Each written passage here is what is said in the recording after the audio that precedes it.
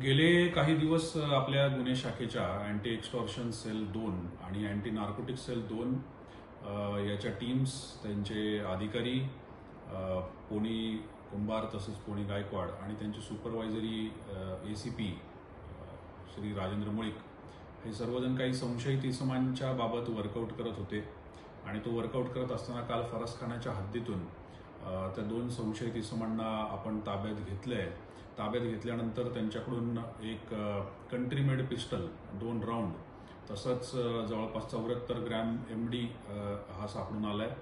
त्याच्याबद्दल पुढील कारवाई होत आहे. या 74 ग्रॅम MDची किंमत जवळपास 14.5 लाख रुपये आहे आजच्या बाजारामध्ये. पुढील तपासामध्ये साधारणपणे असं एक जाणवतंय किंवा निदर्शनास येतंय की कदाचित हे वेपन जे आहे हे दुसऱ्या एका व्यक्तीला रायव्हलरीमधून त्याच्यावरती हल्ला करण्यासाठी वापरलं जाण्याची शक्यता होती. त्याच्याबद्दल पोलीस अधिक तपास करत आहे.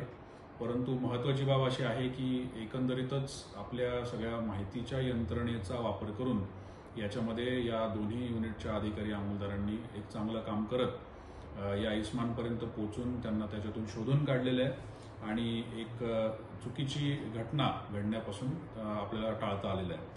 या दोन्ही संशयित इसम ज्यांना ताब्यात घेतलं यांचं नाव बॉबी सुरवसे, साधारण वय 28, मूळचा लातूरकडचा असलेला, सध्या पुण्यात स्थायिक असलेला, आणि तौसिफ लड्डू रहीम खान, वय साधारण 36, हा राहणार शुक्रवार पेठ एरियातला आहे.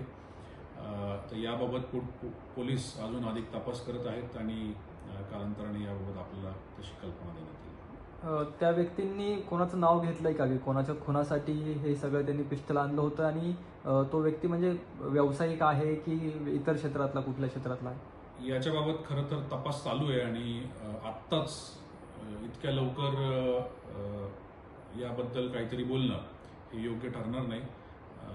सध्या तरी आपल्यापर्यंत असलेली माहिती एवढ्यापुरतीच आहे.